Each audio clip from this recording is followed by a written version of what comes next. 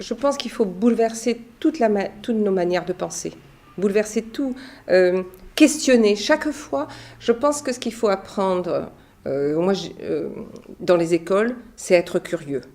On dit toujours, il faut surtout, la curiosité est un vilain défaut, surtout pas. Il faut surtout pas enseigner ça aux enfants.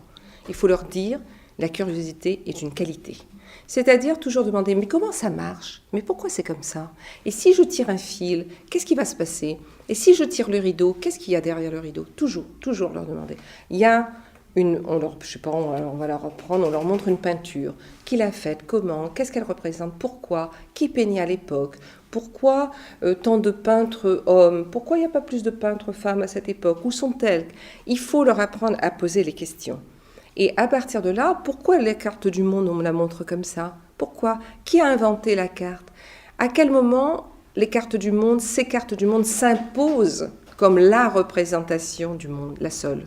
Et que les autres cartes sont bizarres. Pourquoi pas regarder le monde à partir de ce qu'on appelle le Sud? Et on renverserait tout. Et on verrait l'incroyable importance de l'Afrique comme espace même sur les eaux. Et on verrait que l'Europe est toute petite comme ça, un tout petit machin.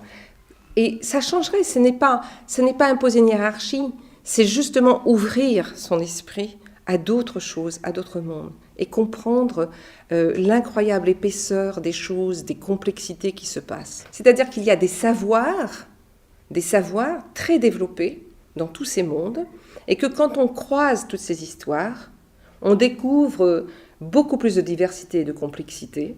Ce n'est pas une histoire linéaire qui commence, avec le temps tel que le découpage du temps tel qu'on l'apprend dans les écoles, Moyen-Âge, Renaissance, Première République, Deuxième République. Non, c'est pendant que ça se passe là, au moment où on est en train de construire Versailles, il y a d'autres immenses villes qui sont construites, il y a d'autres immenses palais qui sont construits, il y a des temples, il y a des gens qui ont écrit des livres, il y a des bibliothèques qui se sont constituées, il y a des marchands, il y a des grandes villes cosmopolites qui se sont construites. Et là, la première ville dont on nous parle, la grande ville-État dont on nous parle, Venise, qui est une des grandes villes marchandes États de l'Europe, eh bien, on pourrait dire que des villes semblables existent. Vous avez Calicut, vous avez sur la côte africaine, vous avez Mombasa, vous avez Sofala, vous avez Mogadiscio. Et ça changerait la manière dont on voit. Mogadiscio, aujourd'hui, on dit Mogadiscio, tout le monde dit « Oh, c'est une ville ruinée, voilà, il y a la guerre depuis je ne sais pas combien de temps ». Ça a été une des grandes villes de l'histoire. Donc, en réintégrant toute cette manière de voir le monde, c'est-à-dire on approche et la géographie et l'histoire d'une manière, non pas qu'il ne faut pas apprendre l'histoire de la France ici, mais on l'apprend en relation avec les autres choses. Et on comprend que même la carte de la France, telle qu'on la voit et dont on pense qu'elle est naturelle, elle est comme ça de tout temps, mais non, pas du tout. Pas du tout.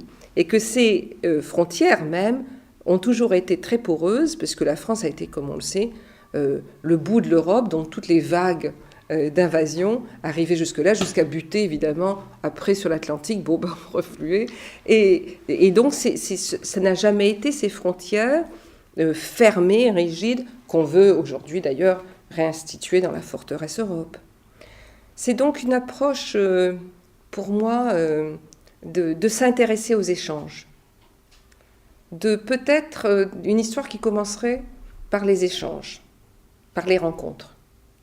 Si on prenait l'histoire par les rencontres, qui a rencontré qui, comment les choses se sont rencontrées, comment se sont passées ces rencontres, qu'est-ce que ces rencontres ont donné comme savoir, comme enrichissement sur les arts et les techniques, tout cela, on a tout à fait une autre vision du monde.